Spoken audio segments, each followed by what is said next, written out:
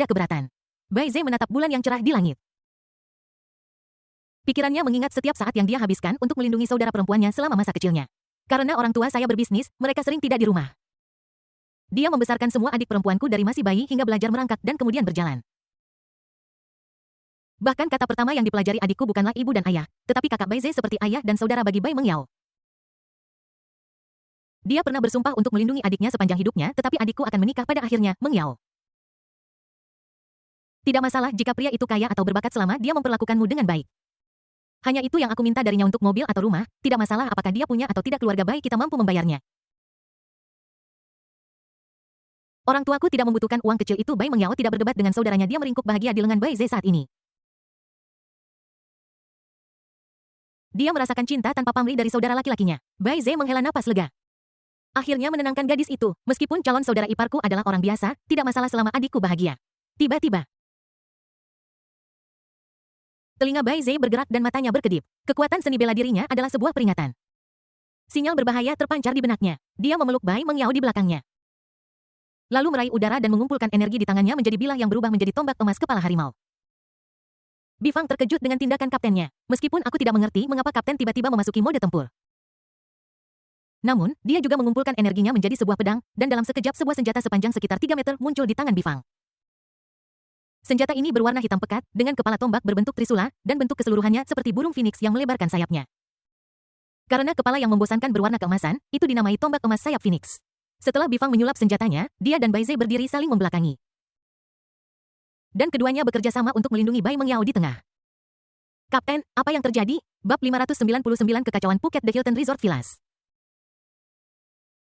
Bai Zhe dan Bifang berdiri saling membelakangi dengan Bai Mengyao terlindungi di antara mereka. Jalan tepi pantai itu awalnya sangat romantis dengan pencahayaan yang ambigu. Situasinya sekarang penuh bahaya, setiap embusan angin laut dan setiap potongan kinzi yang jatuh membuat orang merasa gugup. Bai Zhe menahan napas dan mengamati sekelilingnya, sinyal peringatan bahaya dalam kesadarannya berangsur-angsur melemah. Setelah situasinya tidak lagi berbahaya, dia perlahan berbicara, baru saja kekuatan seni bela diri memperingatkan saya bahwa ada bahaya di dekatnya. Ekspresi Bifang membeku dan dia bertanya dengan bingung mengapa kekuatan seni bela diriku tidak memberiku peringatan apapun. Kekuatan seni bela diri memberikan peringatan yang merupakan kemampuan untuk pemula seni bela diri.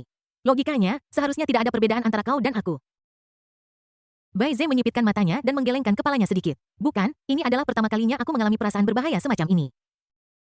Aku tidak bisa menjelaskan alasannya, untuk saat ini sinyal bahaya hanya muncul sesaat dan kemudian menghilang. Aneh sekali. Bifang mengerutkan kening, tampak sangat serius.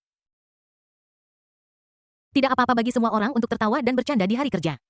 Begitu tiba saatnya bertarung, anggota tim naga perang tidak pernah membuat lelucon yang tidak perlu. Bifang mulai merasa tidak enak dengan lawannya yang bisa membuat kaptennya tampak malu. Mereka bertiga tetap menemui jalan buntu selama sekitar 5 menit dan selain hewan-hewan kecil sesekali lewat, tidak ada orang lain yang muncul. Bahayanya sudah berakhir, Bai Zhe bertanya pada dirinya sendiri dengan bingung. Setelah melihat sekilas ke sekeliling, dia berdiri tegak dan melepaskan dirinya dari kesiapan tempur. Apakah itu seseorang dari Hongmen? Bifang bertanya. Saya tidak tahu. Ketika saya melepaskan kekuatan seni bela diri saya untuk memverifikasinya, saya tidak bisa merasakan ancaman lagi. Bai Zhe diam-diam menghela napas lega meskipun dia tidak merasakan kekuatan lawan selama peringatan bahaya tadi. Tapi dia yakin bahwa orang ini pasti lawan yang tangguh. Tingkat lawan bahkan mungkin sama dengan tingkat Anda, tingkat 6. Jika pihak lain datang langsung, pertempuran sesungguhnya akan pecah. Dengan hadirnya saudara perempuannya, dia pasti akan terkekang dan lebih mungkin gagal melindunginya. Bai Mengyao ketakutan dengan suasana barusan dan bersembunyi di belakang kakaknya. Setelah krisis itu selesai, Bai Zhe hendak menawarkan penghiburan. Tiba-tiba, ada beberapa suara keras datang dari kejauhan, bum bang celang. Bifang melihat ke kejauhan dan berkata sepertinya seseorang memukul dinding. Wajah Bai Mengyao menjadi pucat ketika mendengar ini. Dia mendengar arah suara itu, yaitu villa kerajaan kelas atas tempat Qin Chuan tinggal. Ogawa Bai Mengyao melebarkan kakinya dan berlari menuju villa Mengyao itu. Berbahaya, jangan pergi, itu villa Xiao Chuan. Dia pasti dalam bahaya. Bai Mengyao mengabaikan panggilan kakaknya dan bersikeras untuk berlari menuju villa Bai Zhe dan Bifang mengikuti dari dekat. Ketika mereka bertiga tiba di depan pintu villa kerajaan teratas, Bai Mengyao terpana melihat kekacauan di depan mereka. Pintu yang berat itu tampak seperti terkena rudal dengan lubang besar di sana. Tidak ada sofa, meja kopi kaca. Meja makan dan lemari anggur di rumah itu utuh. Jendela kaca dari lantai ke langit-langit di ruang tamu hancur berkeping-keping. Pasti ada perkelahian sengit di sini. Bifang menganalisis Bai Mengyao berjalan ke rumah dengan nyeri. Bibirnya bergetar dan seluruh tubuhnya gemetar. Ogawa, Ogawa, di mana kamu Ogawa? Dia berteriak ke dalam rumah tanpa menghiraukan bahaya.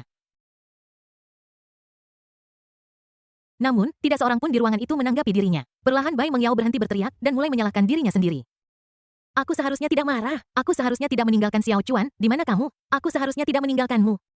Bai Ze menarik adiknya ke belakangnya dan melindunginya. Mengyao, jangan bergerak. Kemudian dia berteriak kepada anggota tim, Bifang. Setelah mendengar ini, Bifang yang memegang tombak emas sayap Phoenix mempertahankan sikap defensif dan perlahan berjalan ke dalam rumah untuk memeriksa.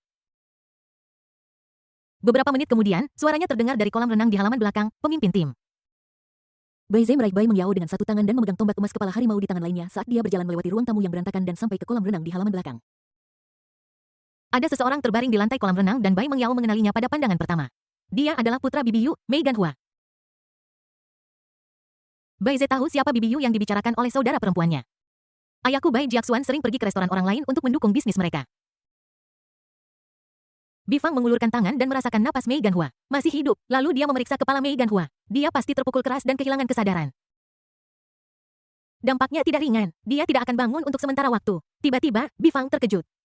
Karena dia menyentuh lengan Mei Ganhua. Kedua lengannya patah. Begitu kata-kata ini keluar, air mata Bai Mengyao jatuh.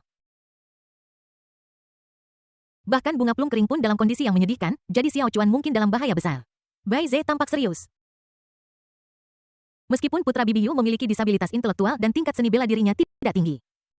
Keterampilan bergulatnya sangat mengesankan. Dia bahkan dapat menggunakan gerakan ini untuk bersaing dengan prajurit level 5 puncak. Bisakah kamu melawan lawan tingkat puncak level 5? Bifang terkejut. Kapten, jadi orang yang bisa mengalahkan orang ini seperti ini setidaknya harus level 6. Tidak, ada banyak variabel dalam kekuatan tempur Umeboshi. Anda tidak dapat menggunakan ini untuk menilai level lawan. Alis Bai Ze berkerut saat dia melihat sekeliling mencoba mendapatkan beberapa petunjuk penting dari lingkungan sekitar. Saat ini matanya tertuju pada pantai tidak jauh dari sana. Bai Ze berjalan mendekat dengan membawa pistol dan berjongkok di atas pasir yang lembut. Bai Mengyao dan Bifang mengikuti. Mereka bertiga samar-samar melihat ke pantai di bawah cahaya bulan dan lampu-lampu di rumah. Hanya ada garis lurus panjang yang tersisa di pantai. Bifang berjongkok dan mengelus pasir dengan tangannya. Kemudian wajahnya berubah drastis dan dia berkata dengan nyeri. Garis ini adalah jejak yang ditinggalkan oleh teknik kontrol udara orang itu adalah level 6 meskipun Bai Ze sangat enggan mengakuinya. Namun situasi di tempat kejadian persis seperti yang dikatakan Bifang, garis lurus yang tertinggal di pantai ini tercipta ketika seorang prajurit level 6 terbang di udara. Saat ini dia tidak lagi memiliki harapan dan berbicara, baru saja saya menggunakan kekuatan seni bela diri saya untuk memperingatkanmu. Dan pada saat yang sama saya juga merasakan kekuatan lawan sepertinya bukan level 5 tetapi apakah dia benar-benar ahli level 6? Bai Ze mengangguk dengan penuh semangat. Jantung Bifang berdetak kencang di depan seorang ahli level enak. Kekuatan puncak level 5 ini hanyalah seorang bayi. Jenis karakter yang bisa digantung dan dipukuli. Bai Ze tampak bertekad dan berkata, Bifang lindungi Mengyao dan bawa dia keluar dari sini. Aku harus pergi menemui orang ini, jika tidak, seluruh pulau Phuket akan dalam bahaya. Tidak, kakak, aku tidak akan pergi, aku ingin tinggal bersamamu. Bai Mengyao memeluk Bai Ze dengan erat. Bifang meraih lengan Bai Mengyao dan menariknya kembali, dia berteriak dengan keras. Mengyao, jika kamu tinggal di sini, kamu hanya akan menjadi beban bagi kakakmu. Tiba-tiba, di hutan tidak jauh dari sana. Burung-burung laut yang awalnya bertengger di pepohonan terkejut dan terbang ke arah langit. Saraf Bai Ze dan Bifang tiba-tiba menegang bab 600 hadiah 3 digit. Bai Ze dan Bifang segera melepaskan kekuatan seni bela diri mereka. Dan tubuh mereka langsung diselimuti angin topan putih. Kedua pria itu bertarung dengan kekuatan penuh, siap bertarung sampai mati. Bai Ze memberi isyarat kepada Bifang untuk segera membawa pergi Bai Mengyao. Namun, sebelum Bifang dan dua lainnya sempat melangkah, bayangan gelap melesat keluar dari hutan di kejauhan seperti angin puyuh. Langit gelap pada saat ini, dan jarak antara kedua sisi sekitar 500 meter. Bai Ze tidak dapat mengamati pihak lain dengan mata telanjang. Tetapi hasil yang dikirimkan kembali oleh kekuatan seni bela diri memberitahunya kekuatan lawan tidak terduga itu adalah keberadaan yang tidak dapat saya pahami. Saat Bai Ze mengamati pihak lain juga menemukan mereka bertiga bayangan hitam berbalik tanpa mengucapkan sepatah kata pun. Ini sangat berlebihan dan menakutkan sehingga Newton akan membuka tutup peti matinya setelah melihatnya. Mengatakan bahwa hal ini tidak dapat memperlambat kecepatan serang mereka. Tidak hanya lawannya sangat cepat, momentumnya juga luar biasa dan tak terhentikan. Karena kecepatannya yang tinggi, pasir di tanah bergulung menjadi bentuk spiral. Lawan awalnya hanya bayangan hitam, tetapi saat bergerak, sepertinya terbakar dan secara bertahap berubah menjadi bola api merah. Pada saat ini Bai Ze dan dua lainnya tiba-tiba mengerti. Mengapa Sun Wukong tidak menghindar ketika dia dipukul oleh telapak tangan Tathagata? Karena ketika lawanmu lebih kuat darimu, kamu tidak bisa bersembunyi. Tekanannya sangat mengejutkan dan mengerikan dan kekuatan yang melaju sangat kuat itu adalah Bifang, sesuatu yang belum pernah dilihat Bai Mengyao. Tidak pernah terasa dan tidak pernah dialami sebelumnya. Mereka berdua benar-benar kewalahan oleh kekuatan dahsyat ini. Otak mereka menjadi kosong, mereka tidak bisa bernapas, dan mereka hampir berlutut. Dan Bai Ze, wajahnya menjadi pucat dan keringat dingin keluar dari tangan yang memegang tombak. Ini adalah pertama kalinya dia merasakan panggilan kematian 5 menit yang lalu setelah Qin Chuan berhasil menyelamatkan bintang Tianlao dan mencari perawatan medis. Dia menjentikkan jarinya dan pedang Hongming menghilang ke dalam angin pada saat yang sama, suara ramah dan akrab terdengar di benaknya. Sebuah perintah sistem muncul di depan mata Qin Chuan.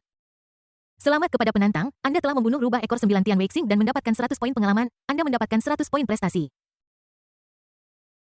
Selamat kepada penantang, Anda membunuh Tian Laoxing dan mencari nasihat medis dan mendapatkan 100 poin pengalaman, Anda mendapatkan 100 poin prestasi.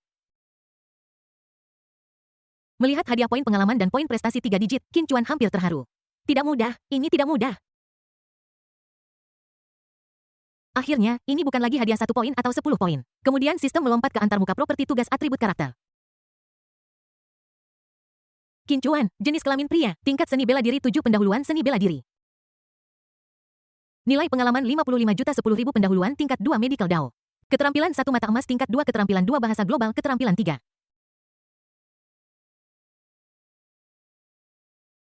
Keterampilan mengemudi kendaraan global tingkat dewa 4 keabadian pahala 4046. Melihat nilai pahala lebih dari 4.000 poin. Qin Chuan merasa bahwa kemenangan sudah dekat. Dia masih harus sedikit mengeluh. Pemimpin geng Hongmen sangat pelit sehingga dia mengirim 2 orang untuk menyerang dan membunuhku sekaligus.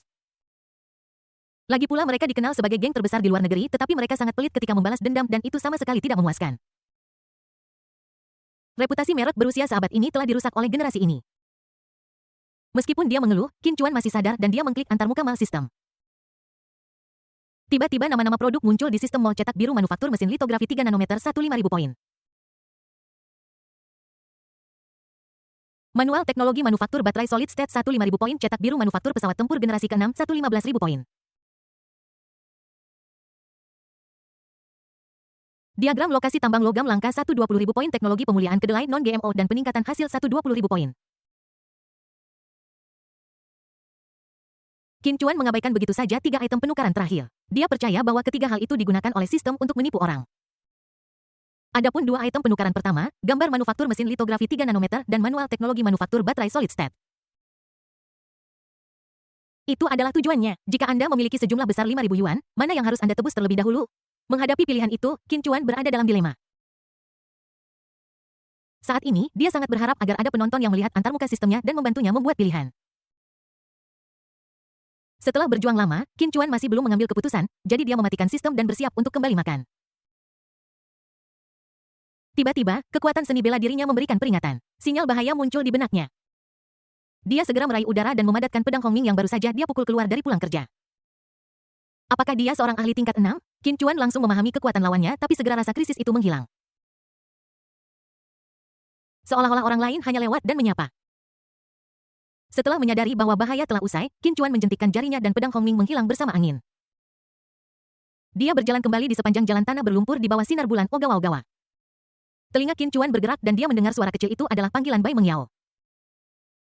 Kamu satu-satunya yang bisa bermain menghilang, jangan bilang aku tidak bisa melakukan itu sambil mengeluh kekuatan seni bela diri Qin Chuan tiba-tiba terwujud. Bai Mengyao tidak sendirian, ada juga level 5 puncak dan level 6 puncak di sampingnya tunggu level 6 puncak. Apakah master seni bela diri tingkat 6 puncak yang menculik Bai Mengyao? Qin Chuan tiba-tiba memadatkan kekuatan seni bela dirinya. Dan sebuah angin puyuh putih meledak di sekelilingnya, ledakan itu menyebabkan batang pohon bergoyang. Dahan-dahan bergoyang dan burung-burung laut di pohon-pohon terbang menjauh ke segala arah. Qin Chuan menggenggam udara dan menambahkan jam lain ke pedang Hongming. Kakinya perlahan meninggalkan tanah dan seluruh tubuhnya melayang di udara. Aku hanya memilih untuk berjalan untuk menghemat energi, situasinya berbeda sekarang. Sedikit kekuatan internal ini tidak dapat disimpan. Dalam sekejap mata, Qin Chuan bergegas keluar dari hutan dengan kecepatan yang tak terbayangkan seperti anak panah. Alasan mengapa sejumlah besar pasukan dimobilisasi. Sebagian dari emosi tersebut adalah mengkhawatirkan keselamatan Bai Mengyao. Bagian lainnya adalah kegembiraannya. Salah satunya berada di puncak level 5. Dan yang lainnya berada di puncak level 6. Hadiah kali ini mungkin akan menjadi 2 atau 300. Dalam sekejap mata Qin Chuan bergegas keluar dari hutan dan kembali ke pantai. Dia melihat 3 orang berdiri di pantai, sekilas 2 pria dan seorang wanita. Wanita itu adalah Bai Mengyao, tetapi aku tidak mengenal 2 lainnya. Mereka juga melihat ke arah diri mereka sendiri pada saat yang sama. Pria besar di antara mereka menarik lengan Bai Mengyao seolah-olah dia mengendalikannya dan ingin menariknya pergi. Yang lainnya memegang tombak yang sangat bagus siap untuk berperang. Qin Chuan tidak berniat untuk berdebat dengan pihak lain. Itu membuang-buang waktu jadi dia membunuhnya dengan cepat. Pada saat ini, dia seperti singa yang melihat mangsanya. Dia berlari ke depan dengan seluruh kekuatannya dan menerkamnya. Kali ini teknik pengendalian udara Qin Chuan berada dalam mode oli lantai langsung. Kekuatan benturan yang sangat kuat menyebabkan pasir di bawah kakinya membentuk spiral. 100 meter, 80 meter, 50 meter, bab 601 sangat cocok. Saat kecepatan lawan meningkat, jarak di antara mereka menjadi semakin dekat. Bai Zhe menarik napas dalam-dalam lalu menenggelamkan energi ke dalam dantiannya. Dan kekuatan seni bela diri meledak keluar dari tubuhnya. Topan udara putih membentuk perisai di depannya. Perisai udaranya sekitar 3 meter tingginya dan 2 meter lebarnya, serta berbentuk kabut putih tebal. Ini adalah keterampilan bertahan eksklusif Bai Zhe. Perisai tak terbatas. Perisai tak terbatas tampak terbuat dari kabut putih tebal, halus dan ilusi, serta rentan terhadap serangan apapun. Namun nyatanya, kekuatan biasa tidak dapat menembusnya. Bahkan baret, senjata yang kuat, tidak dapat menembus perisai tak terbatas ini. Meskipun Bai Zhe memiliki pertahanan yang begitu kuat, keringat dingin masih keluar di dahinya dan ekspresinya sangat serius. Memang benar bahwa perisai ini dapat memblokir baret, tetapi belum pernah diserang oleh prajurit level 6. Yang paling penting adalah kecepatan orang ini dan keberanian yang dia tunjukkan. Ada sedikit tanda bahwa dia melampaui puncak level 6. Bai Zhe tidak punya waktu untuk memikirkannya. Yang bisa dia lakukan hanyalah menghalau serangan lawan dan melindungi Bifang serta saudara perempuannya sebelum pergi. 30 meter, 20, 10. Bai Zhe diam-diam menghitung jarak antara dia dan pihak lain. Seorang petarung yang baik tidak hanya tahu cara bertahan, tetapi juga cara menggunakan pertahanan untuk melakukan serangan balik. Bai Zhe ingin memanfaatkan celah yang ditinggalkan oleh tebasan pedang lawannya untuk melancarkan serangan. Ketika bayangan hitam itu berada 5 meter di depannya, pedang menyala di tangan pihak lain telah diangkat di atas kepalanya. Pisau ini bersinar seterang obor olimpiade di malam yang gelap. Jika Anda berdiri dari kejauhan dan menonton, Bai Zhe akan berkata, "Wow, itu sangat keren." Tetapi posisinya saat ini adalah berdiri di bawah pisau. Dia hanya akan berkata WTF. Tepat ketika pisau itu hendak mengenai perisai tak terhingga. Api terang pada bilah itu dengan jelas mengungkapkan wajah orang yang memegang pisau itu. Bai Mengyao melihat dengan jelas wajah asli pria yang menikam saudaranya dengan pisau. Dalam waktu kurang dari 1 milidetik, wajah Bai Mengyao menunjukkan keterkejutan dan kengerian. Dia berteriak buru-buru, "Ogawan no, dia saudaraku, untungnya."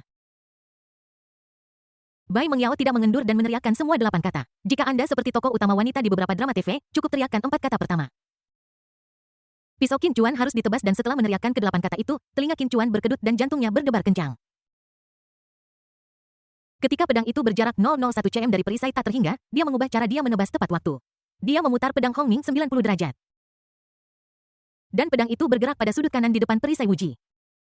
Aksi menebas ke bawah yang asli berubah menjadi gerakan memotong ke arah permukaan laut. Aku melihat pedang Hongming menebas mengeluarkan api merah di laut yang gelap. Api yang menyala ini seperti kereta berkecepatan tinggi yang melaju dengan kecepatan penuh. Tak terhentikan dan menunggangi angin dan ombak, akhirnya menghilang di antara langit dan bumi.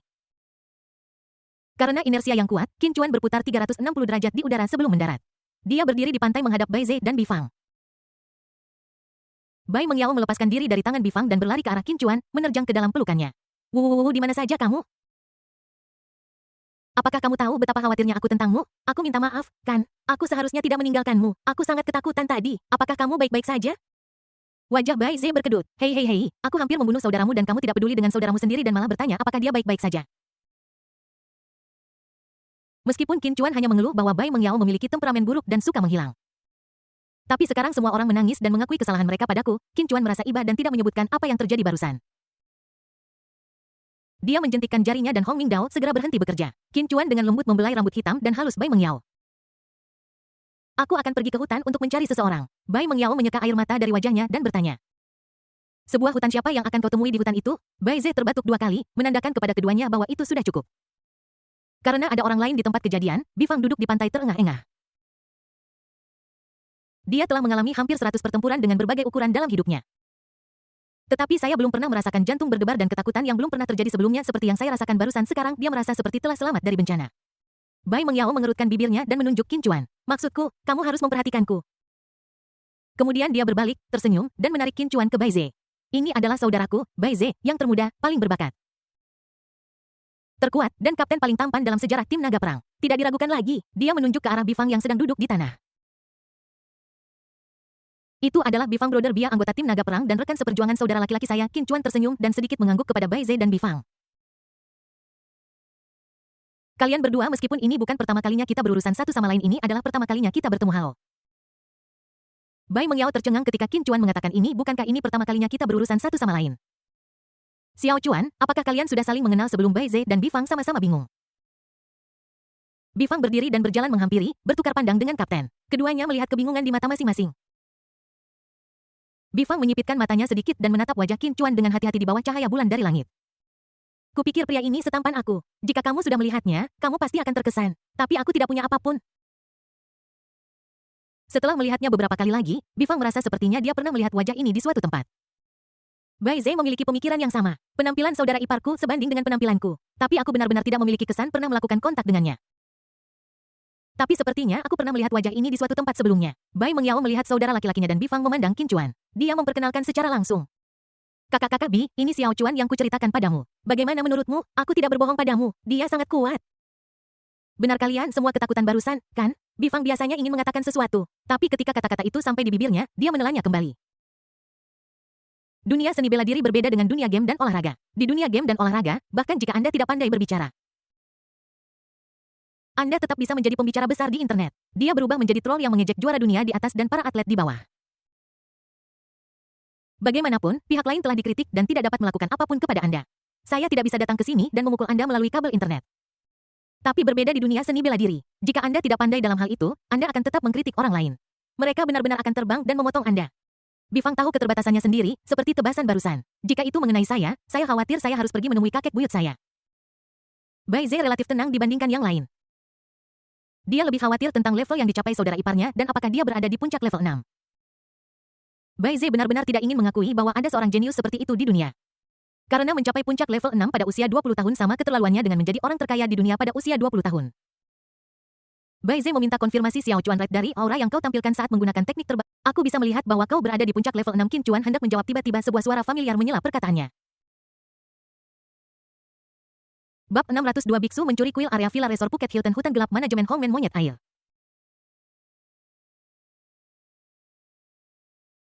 Bintang umur panjang dan Pia Air Bintang kehilangan di antara 36 makhluk surgawi berbaring dengan tenang di rerumputan.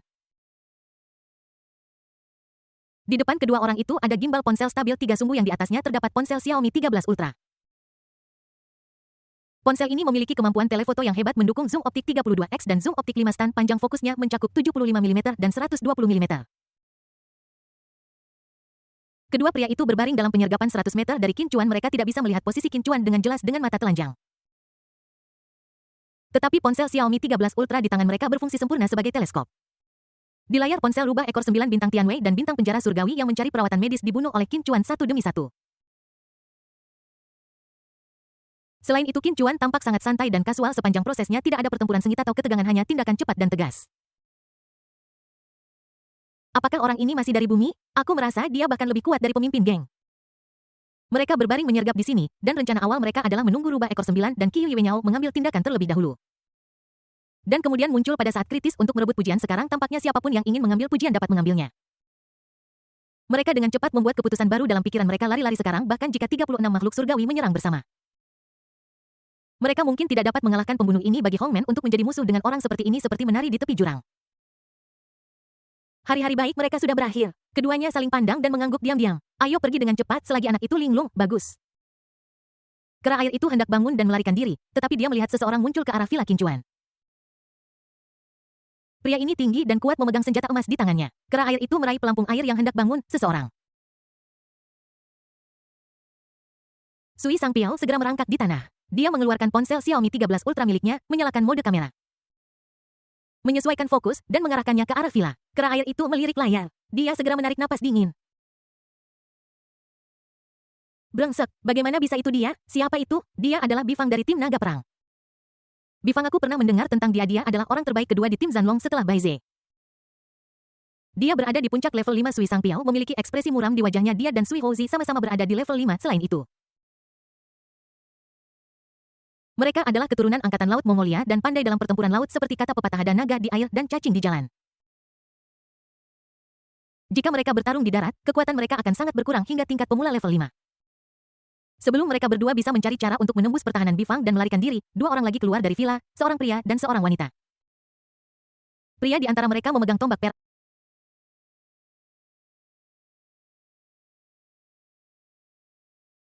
Bai Ze kapten termuda, paling berbakat, dan terkuat dalam sejarah tim naga perang legendaris. Sialan, mereka bertiga menghalangi jalan keluar dari pulau. Monyet air sadar diri dan tidak pernah lari tanpa percaya diri. Seseorang dengan level 5 puncak dapat membuat mereka berdua sakit kepala. Sekarang ada satu lagi level 6 puncak. Rute pelarian ini langsung ditolak. Kera air itu mengerutkan kening dan berkata, kedua rute kiri dan kanan terhalang. Jika kita terus membuang-buang waktu seperti ini, kita akan ketahuan cepat atau lambat. Pelampung air itu juga terlihat sedih tiba-tiba di dalam hutan 100 meter jauhnya. Burung-burung laut yang awalnya bertengger di pepohonan terkejut dan terbang ke langit. Keduanya melihat bayangan gelap bergegas keluar dari kedalaman hutan dengan kecepatan tinggi. Sui Sangpiao dan Sui Houzi tahu tanpa ragu bahwa orang itu adalah Qin Chuan Sial dia tahu. Pada saat yang sama mereka menemukan bahwa Bai Ze dan Bifang sedang menatap mereka dengan penuh semangat. Pengembara air menggigit, tidak ada waktunya, ayo pergi dengan air. Setelah dia selesai berbicara, dia berbalik dan bergegas langsung menuju laut. Monyet air tidak terlalu memikirkannya dan berlari menuju laut. Keduanya menyelam ke dalam air dan berenang menuju terumbu karang pulau di tengah laut. Monyet air dan pengembara air, seperti julukan mereka, keterampilan hebat dalam air, sebagai keturunan Angkatan Laut Mongolia. Mereka telah menerima pelatihan maritim paling ketat sejak kecil karena tidak ada kondisi untuk pelatihan laut di negara mereka sendiri. Tetua mereka mengatur agar mereka berlatih di luar negeri. Keduanya pergi ke luar negeri dengan biaya publik setiap tahun ke Hawaii selama 12 bulan pelatihan khusus. Setelah berenang selama waktu yang tidak diketahui, mata monyet air itu tiba-tiba menjadi gelap. Karena terlalu gelap, tidak mungkin untuk mengetahui arah di dalam air. Dia harus muncul ke permukaan untuk mengkalibrasi arahnya. Ketika dia menjulurkan kepalanya dan melihat sekeliling, tiba-tiba dia menemukan bahwa Qin Chuan telah berubah arah dan bergegas menuju Zanlong dan dua lainnya dengan kecepatan yang sangat tinggi. Kera air itu tiba-tiba menarik makhluk mengambang itu keluar dari laut. Pria mengambang itu mengambang setengah jalan keluar dari air dan bertanya apa-apa yang terjadi. Kera air itu menunjuk ke pantai dan berkata dengan bingung. Lihat mengapa Qin Chuan menebas Zanlong dengan pisaunya. Orang yang mengambang di atas air itu melihat lebih dekat dan terkejut. Secara logika, mereka seharusnya menjadi sekutu. Mengapa mereka mulai berkelahi tanpa alasan yang jelas? Apakah ini akan menjadi pertandingan latihan? Monyet air itu memutar matanya ke arah temannya. Lihatlah nyala api pada bilah Qin Chuan. Sepertinya dia menembak dengan kekuatan penuh. Perisai Bai Ze juga aktif. Anda mengatakan kepada saya bahwa ini adalah pertandingan latihan? Apakah ada orang yang mempertaruhkan nyawanya untuk berdebat? Sui Sangpiao terdiam setelah dikritik. Lalu mereka. Kera air itu menyipitkan matanya dan hendak berbicara ketika ombak menerjangnya. Seteguk air laut terhempas ke mulutnya. Kera air itu memiringkan kepalanya. Sepatan melanjutkan masalahnya pasti dengan wanita itu. Bagaimana menurutmu? Puh-puh-puh, orang yang mengambang di air terus meludah.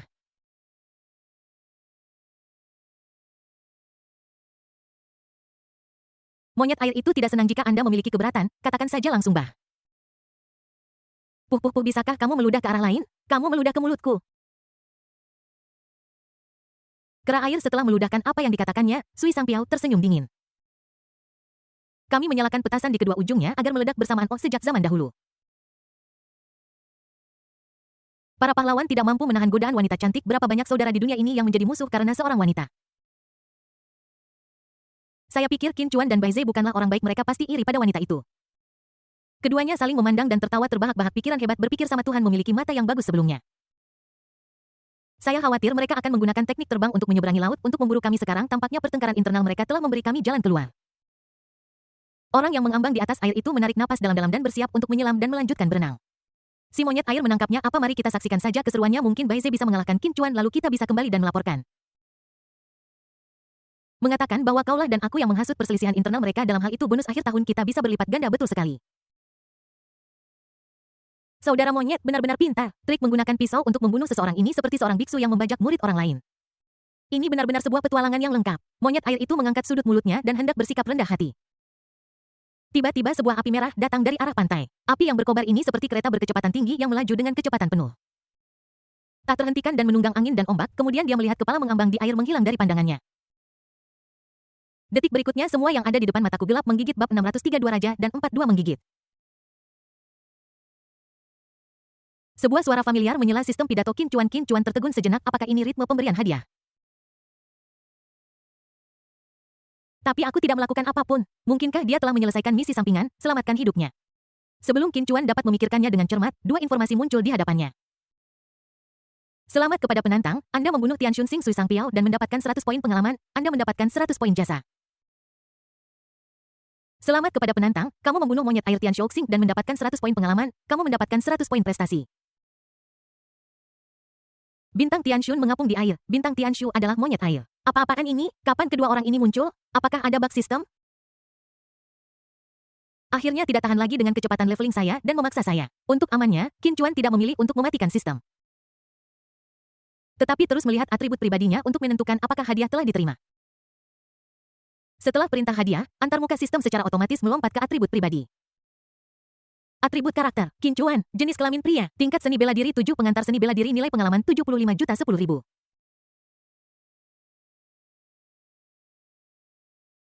Pengantar tingkat 2 Dao Medis. Keterampilan 1 mata emas tingkat 2 keterampilan 2 bahasa global keterampilan 3 penguasaan mengemudi kendaraan global. Keterampilan 4 keabadian jasa 4246. Qin Chuan tertegun ketika dia melihat perubahan nilai di kolom pengalaman dan jasa. Poin pengalaman dan jasa benar-benar telah meningkat, ya ampun, saya benar, paksaan adalah Qin Chuan bingung dan linglung. Tetapi tentu saja dia sedikit bersemangat di dalam hal lagi pula, hidup bebas membuat orang bahagia. Bai Ze melihat bahwa Qin Chuan tampak ragu-ragu dan ragu-ragu dalam berbicara, dia berbisik kepada Bifang di sampingnya, anak ini cukup pemalu. Ketika dia memotongmu barusan, kamu tidak bisa mengatakan bahwa dia pemalu. Selain itu, prajurit tingkat puncak 6 mana yang akan pemalu? Mungkin dia tidak berada di puncak level 6 berdasarkan pisau barusan, saya pikir dia. Bai Ze menggelengkan kepalanya analisis. Ketika prajurit level 6 liar menghadapi bahaya, mereka akan meledak dengan kekuatan yang sangat menakutkan.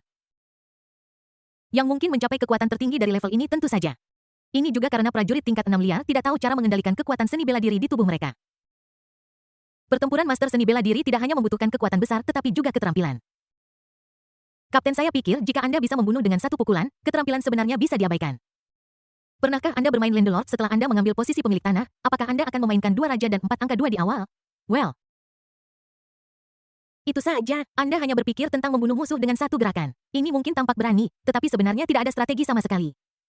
Ketika Anda bertemu dengan prajurit dengan level yang sama, Anda akan sering dikekang oleh lawan. Pada akhirnya karena konsumsi energi internal yang cepat, Anda akan beralih dari aktif ke pasif. Setelah energi internal habis, lawan dapat mengerahkan kekuatannya dan membunuh Anda dalam satu gelombang. Bifang mendengarkan dengan sangat saksama, mengangguk sedikit dari waktu ke waktu. Mengatakan bahwa apa yang dikatakan kapten sangat bagus. Saya mengerti, saya mengatakan bahwa ketika saya bermain kartu, saya akan kalah bahkan jika saya memiliki 2 raja dan 4 angka. Ternyata saya kurang memiliki keterampilan. Kapten adalah kapten dan kata-katanya menyelesaikan kebingungan yang telah ada di hati saya selama bertahun-tahun. Sama seperti mereka berdua berbisik dan menganalisis argumen mereka sangat logis. Qin Chuan menutup antarmuka sistem dan berkata dengan serius tingkat 7 setelah mendengar ini Bifang mengira ada sesuatu yang salah dengan telinganya. Aku level 7. Qin Chuan mengulangi dengan tenang. Boite, kapten baru saja mengatakan kau pemalu dan kau. Bifang menunjuk Qin Chuan dan tersenyum canggung. Dia menoleh dan menatap Kapten Bai Ze mendengar ini dan wajahnya menjadi serius. Dia sepertinya mengingat sesuatu. Murid-muridnya menyusut tajam lalu tiba-tiba membesar. Kapten Bifang memanggil dengan lembut. Bai Ze mengabaikannya dan menatap Qin Chuan lagi. Avatar Bai Ze menggosok-gosok kontra 30 Leaves Cheats. Atas dan bawah, kiri dan kanan dia berputar-putar di sekitar Qin Chuan. Usianya cocok, tingginya cocok, gaya rambutnya sedikit berbeda karena terbang terlalu cepat tadi. Seringai di wajah Bifang berangsur-angsur mereda. Dia melihat ada sesuatu yang salah dari penampilan kapten. Kapten, apa kau benar-benar percaya bahwa dia adalah ahli tingkat 7? Kalau begitu, kau juga bisa mengatakan bahwa dia adalah orang terkaya di dunia. Dua kata orang terkaya itu seperti kunci yang membuka istana ingatan Bai Ze. Dia ingat, aku ingat semuanya, wajah yang familiar ini. Dan nada bicara Bai Ze yang mengagumkan ini menarik napas dalam-dalam dan berkata dengan kaget, Youyu adalah Qin Chuan. Qin Chuan. Bifang tercengang. Detik berikutnya dia juga ingat dan berseru Qin Chuan. Bifang dalam keadaan bingung, tercengang dan kaget. Bai Mengyao mengedipkan mata besarnya dan melihat perilaku aneh kedua saudara laki-laki di depannya. Kata-kata Yeshe Qin Chuan Bai Mengyao dianggap sebagai konfirmasi resmi, wajah Bai Ze berubah drastis. Pria ini selamat dari kecelakaan pesawat dari ketinggian 10.000 meter. Dengan kekuatannya sendiri, dia mengganggu seluruh penempatan militer kerajaan India Barat Daya. Dia adalah orang yang membawa setidaknya 5 tahun perdamaian ke perbatasan Tiongkok. Yang lebih luar biasa lagi adalah Qin Chuan memusnahkan Brigade ke-13 wilayah militer utara kerajaan Tianzhu. Sebuah prestasi dari 3.000 orang pada awalnya di ruang perang. Tidak ada yang percaya apa yang dikatakan Qin Chuan dan hanya mengira dia membual. Brigade ke-13 memiliki 3.000 orang yang dilengkapi dengan senjata sungguhan, pesawat terbang, kendaraan lapis baja, dan senjata yang tak terhitung jumlahnya bertarung 1 lawan 3.000.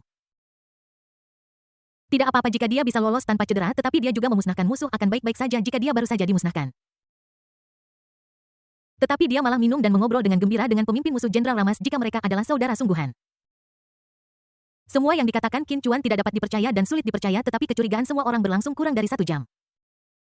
Para anggota tim Naga Perang 1 dan 2 menerima foto-foto markas besar Brigade ke-13 Distrik Militer Utara India yang diambil oleh satelit-satelit Cina. Ketika saya melihat fotonya, saya melihat sesosok tubuh bergegas ke markas besar Brigade ke-13 sendirian menghadapi sendirian penembakan seperti tsunami dari pesawat. Kendaraan lapis baja artileri dan 3.000 orang, dia mampu bertarung dengan tenang dan tanpa demam panggung. 3.000 orang dari Brigade ke-13 dari berdiri menjadi jatuh, markas mereka terbakar dan meledak, semuanya hancur. Melihat ini, semua orang di tim Naga Perang diam. Kata-kata orang bisa salah, tetapi foto tidak bisa salah. Qin Chuan seperti dewa yang turun dari surga, melancarkan serangan dahsyat ke Brigade ke-13 Kerajaan India. Menghadapi serangan daya tembak seperti itu, Bai Ze sendiri harus mengakuinya. Jika orang di foto itu adalah dia. Hasil terbaiknya adalah binasa bersama Brigade ke-13 karena bab 604 ibu. Bai Ze tidak bisa menang karena dia tidak memiliki kemampuan untuk pulih melebihi yang biasa. Hanya orang kuat level 7 yang dapat memiliki kemampuan untuk pulih melebihi yang biasa. Bai Ze tidak bisa berkata apa-apa tentang level Qin Chuan. Tidak peduli seberapa cemburunya kamu, faktanya adalah fakta. Satu-satunya hal adalah kemampuan pemulihan Qin Chuan sangat berbeda dari apa yang Jenderal Yan katakan. Pemulihan yang Jenderal Yan sebutkan hanyalah pemulihan keterampilan fisik. Dan itu tidak dapat meregenerasi anggota badan yang terputus, tetapi Bai Ze melihat dari foto satelit. Dia dengan jelas melihat bahwa pada saat tertentu salah satu lengan Qin Chuan dipatahkan oleh peluru, seluruh lengan itu hilang tetapi pada titik waktu berikutnya. Lengan Qin Chuan yang patah tumbuh kembali secara ajaib. Dibandingkan dengan pemikiran mendalam, Bai Ze Bifang merasa mulutnya telah diberkati. Qin Chuan di depannya bukan hanya seorang ahli level 7 yang diakui dengan kekayaan yang dimilikinya, dia seharusnya masih menjadi orang terkaya di dunia. Qin Chuan tersenyum dan berkata, kalian berdua, kita sudah berkomunikasi melalui telepon sebelumnya, tapi ini adalah takdir bahwa kita bertemu hari ini. Kalian belum makan malam kan? Baiklah, aku akan mentraktirmu makan malam dan kita bisa bicara sambil makan. Tidak apa-apa, kami tidak lapar, Bai. Dia lebih khawatir tentang apa yang baru saja terjadi di tempat kejadian. Bai Ze membuka mulutnya. Dia tidak bisa memutuskan apakah akan memanggilnya Tuan Qin Chuan atau saudara ipar. Kakak, panggil saja dia Xiao Chuan, Bai Mengyao berkata penuh pertimbangan. Bai Ze mengangguk dan memanggil pihak lain Xiao Chuan seperti adiknya. Ini ramah dan dapat mendekatkan kedua belah pihak. Xiao Chuan, apa yang terjadi di sini malam ini? Tidak ada apa-apa, aku hanya mengalami serangan menyelinap dari orang-orang Hongmen. Bagaimana kalau kita makan dan berbicara pada saat yang sama? Hongmen, siapa yang menyerangmu? Bifang mengeluarkan buku catatan kecil, siap untuk mencatat. Rubah ekor 9 dari Bintang Tianwei dan Bintang Tianlao sedang meminta saran medis. Bagaimana kalau kita makan dan berbicara pada saat yang sama, Xiao Chuan? Kamu tidak perlu sungkan kepada kami. Kami tidak lapar. Rubah ekor 9 dan mencari saran medis. Mereka berdua adalah orang-orang dengan keterampilan mempesona. Mulut Qin Chuan berkedut. Kalian tidak lapar, tapi aku lapar. Makan dan berbicara pada saat yang sama bisa membunuhmu. Tim Witelet makan dan berbicara pada saat yang sama. Anda level 6 dan Anda harus tahu bahwa mudah lapar setelah terbang lama. Bai Ze tersenyum malu ketika mendengar itu. Mereka berempat berjalan menuju villa dan melewati Mei Ganhua. Kelopak mata Plum Blossom yang tergeletak di tanah bergerak. Dia membuka matanya dengan susah payah dan bangun dari komanya. Mei Ganhua secara naluriah menggunakan tangannya untuk menopang dirinya di tanah dan kemudian bangkit, tetapi dia menemukan bahwa kedua lengannya tidak merasakan apapun. Melihat ke bawah, saya melihat bahwa kedua lengan itu seperti dua pohon willow menangis tanpa akar, lemas. Mei Ganhua menangis, benar-benar menangis sekuat hati. Dia menangis dan memanggil ibunya. Di halaman belakang villa, hanya ada suara angin laut dan gemerisik pepohonan. Tangisannya menyentuh Qin Chuan berjalan maju dan berjongkok di depan Mei Ganhua. Mata emasnya berbinar dan dia memastikan bahwa Mei Qianhua sekarang sudah bangun dan godaan untuk mencari perawatan medis dan obat-obatan telah menghilang. Apakah dia terluka oleh orang-orang Hongmen? Akulah yang melukainya. Dia dikendalikan oleh konsultasi medis Hongmen dan percaya bahwa rubah berekor 9 adalah ibunya. Dia baru saja menyerangku dengan pengekangan dan aku tidak punya pilihan selain melumpuhkan tangannya. Bagaimana dengan Bibi Yu? Bai Mengyao bertanya dengan prihatin. Qin Chuan menggelengkan kepalanya tidak tahu. Bai Ze menghela nafas dan berkata dengan ekspresi serius. Alat peraga terpenting dalam teknik penyamaran rubah ekor 9 adalah topeng kulit manusia. Bai Ze adalah kapten tim naga perang. Dia memiliki pemahaman yang sangat mendalam tentang klan Hongmen, 72 iblis duniawi dan 36 jenderal surgawi. Ketika semua orang mendengar ini, jantung mereka berdebar kencang. Bu, aku ingin ibu. Mei Ganhua terbaring di tanah sambil menangis terseduh-seduh.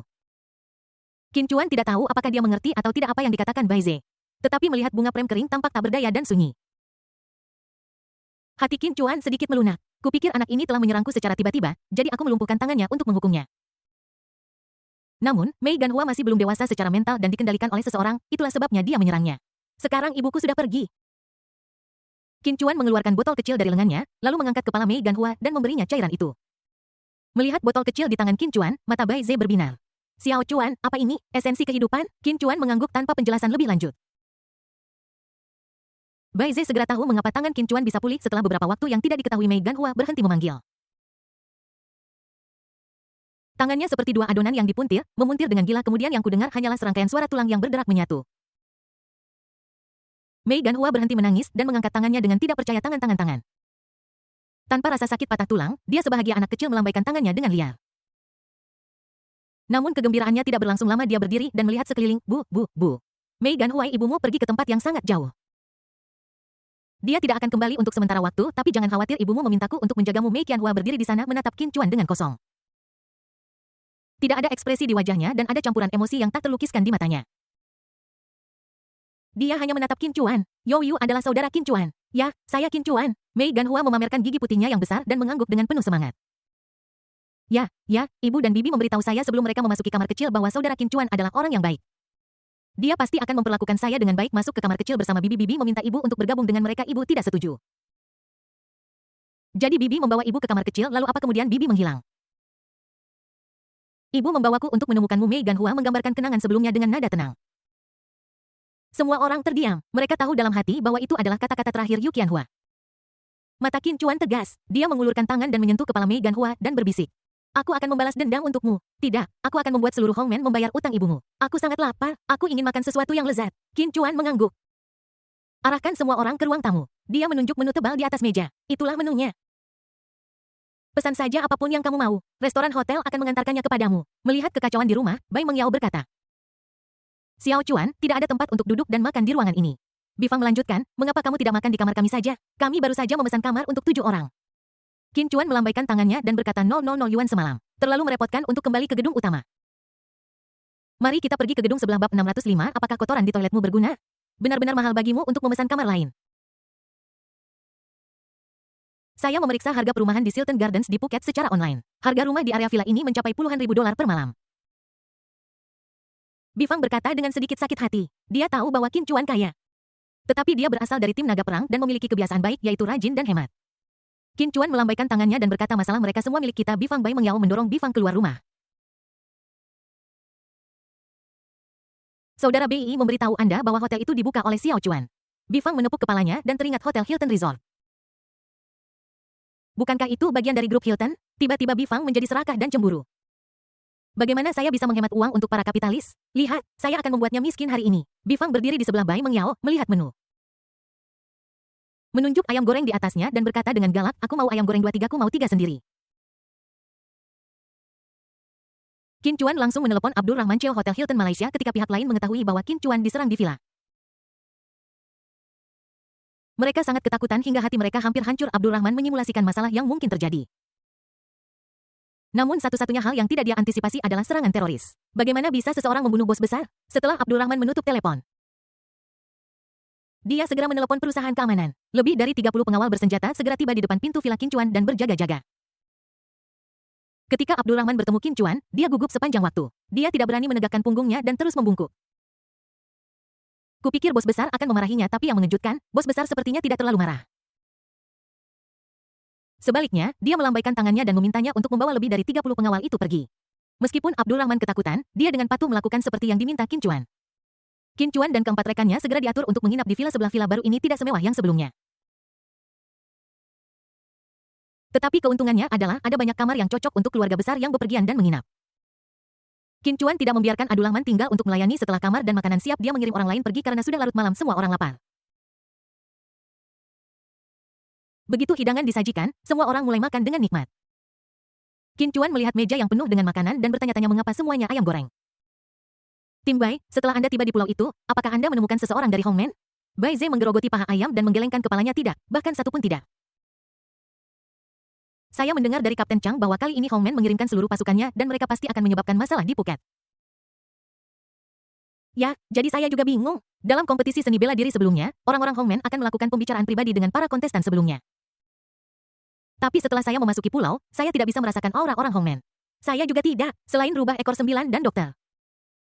Bai Zhe mengerutkan kening dan mengambil pantat ayam karena dia tidak bisa merasakan kehadiran orang lain. 36 makhluk surgawi Hongmen semuanya berada di tingkat 5. Dengan kekuatanmu saat ini, kamu seharusnya bisa menangkap mereka selama mereka membuat sedikit kebisingan. Qin Chuan memahami ini. Ini seperti seorang ayah bermain petak umpet dengan putranya. Adalah sebuah kebenaran bahwa kamu akan selalu menemukan putramu. Saya selalu merasa ada sesuatu yang aneh tentang masalah ini. Tapi saya tidak bisa tahu apa yang aneh tentangnya. Kata-kata Qin Chuan mengingatkan Bai Ze tentang sesuatu yang terjadi. Dia berkata dalam perjalanan ke sini kekuatan seni bela diri saya memberi saya peringatan mendesak dan mendeteksi suasana berbahaya. Tapi sinyal ini cepat berlalu mata Qin Chuan terpaku ketika mendengar ini. Apakah seperti kamu diblokir oleh sesuatu? Bai Ze tercengang ketika mendengar ini kata-kata Qin Chuan tepat sasaran. Dia mengangguk dan berkata. Ya itulah perasaannya, apakah kamu juga merasakannya? Ya, ada saat ketika aku merasakan kekuatan yang kuat menerjangku. Setelah mereka selesai berbicara, mereka berdua larut dalam pikiran yang dalam. Bifang memegang stik drum ayam dan berkata, oh, jangan terlalu banyak berpikir. Bahkan jika orang-orang dari Hongmen bersembunyi, mereka pasti akan muncul ketika permainan dimulai besok. Bai Mengyao jarang mengambil gelas anggur dan berkata kepada kakaknya, kakak, jangan terlalu banyak berpikir, minumlah saja dengan Xiao Chuan. Bai Ze menunduk berpikir dan bersenandung pelan untuk menjawab saudara perempuannya. Bai Mengyao segera mengeluarkan suara kering. Bai Ze mendongak dan melihat saudara perempuannya melotot tajam padanya. Gelas sampahnya di tangannya tampak akan pecah. Dia tiba-tiba terkejut tetapi masih tidak mengerti apa maksud saudara perempuannya. Apakah dia ingin membuat Qin Chuan mabuk? Bagaimana mungkin ini bisa terjadi? Namun, Bai Mengyao tampaknya bertekad untuk meminta bantuan kakak laki-lakinya dan Bifang untuk membuat Qin Chuan mabuk 3 jam kemudian. Semua anggur di rumah habis diminum berkat upaya tak henti-hentinya Bai Mengyao. Dia berhasil menjadi satu-satunya orang yang mabuk di meja. Qin Chuan, Bai Ze dan Bifang semuanya baik-baik saja. Mereka minum anggur seperti air. Sudah menjadi fakta umum bahwa seorang ahli seni bela diri dapat minum 1000 cangkir tanpa mabuk. Melihat Bai Mengyao yang tampak seperti genangan lumpur, Qin Chuan takut dia akan sakit kepala parah ketika bangun keesokan harinya. Jadi saya menggunakan kekuatan seni bela diri untuk membantunya memuntahkan anggur yang membantunya sadar. Villa baru dengan 3 kamar. 2 kamar standar dan 1 kamar tidur ukuran king. Bifang, Bai Ze tinggal di 1 kamar. Awalnya Qin Chuan ingin berbagi kamar dengan Mei Qianhua dan membiarkan Bai Mengyao tidur sendirian di kamar ganda, tetapi pada akhirnya karena alasan keamanan kamar tidur ukuran king itu diserahkan kepada Mei Ganhua. Di kamar standar, Bai Ze duduk di kepala tempat tidur melihat keluar kaca. Alisnya berkerut saat dia duduk berpikir keras. Snap. Bifang keluar dari kamar mandi dan menguap, kapten cepat tidur, Anda harus bangun pagi besok. Bifang, apakah kamu merasa bahwa kita telah mengabaikan sesuatu di sepanjang jalan? Ada apa? Aku tidak bisa menjelaskannya, aku selalu merasa ada yang salah dengan ingatanku, ada sesuatu yang sangat penting yang tidak bisa kuingat. Oh, jika kamu tidak bisa mengingatnya, lupakan saja. Bagaimanapun, kita hanya perlu mengingat misi kali ini. Kata-kata Bifang mungkin terdengar kasar, tetapi tetap masuk akal. Untuk anggota tim naga perang, selama mereka mengingat misi mereka, tidak ada hal lain yang penting. Bai Ze meregangkan tubuh dan berkata, kalau begitu, aku akan mandi dan bersiap untuk tidur. Dia bangkit dan pergi ke kamar mandi. Setelah beberapa saat, Bai Ze keluar dari kamar mandi dan menatap Bifang dengan dingin. Bifang, apakah kotoran di toiletmu berguna? Jika tidak, akan kubilas untukmu. Qin Chuan sedang berbaring di ranjang tunggal setinggi 18 meter, kepalanya bertumpu pada tangannya, menatap lurus ke langit-langit. Sejak percakapannya dengan Bai Ze saat makan malam, Qin Chuan merasa semakin ada sesuatu yang tidak beres. Setelah tiba di Phuket, rasanya seperti banyak hal terjadi, tetapi juga seperti tidak ada yang terjadi. Dia ingin keluar dan menyelidiki. Tetapi dia tidak tahu harus mulai dari mana. Saat ini bab 606 area Villa Budaya Serigala Hotel Resort Hilton Phuket Malaysia di kamar Qin Chuan. Suara air mengalir berangsur-angsur melemah hingga berhenti. Kemudian pintu kamar mandi di kamar tidur perlahan terbuka. Saat pintu kamar mandi terbuka keluar, uap di kamar mandi mengalir ke dalam rumah. Bai Mengyao terbalut handuk mandi putih, memperlihatkan kedua kakinya yang gemuk. Dia berjalan keluar selangkah demi selangkah, dikelilingi oleh kabut putih seperti seorang peri di negeri ajaib.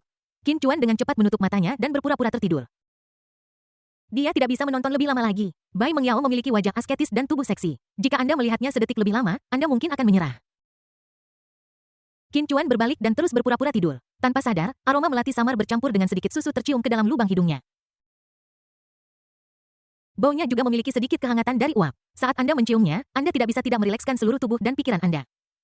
Meridian di seluruh tubuh sangat diperluas. Segera setelah itu, Qin Chuan merasakan kasur tunggal 18 meter itu sedikit ambruk.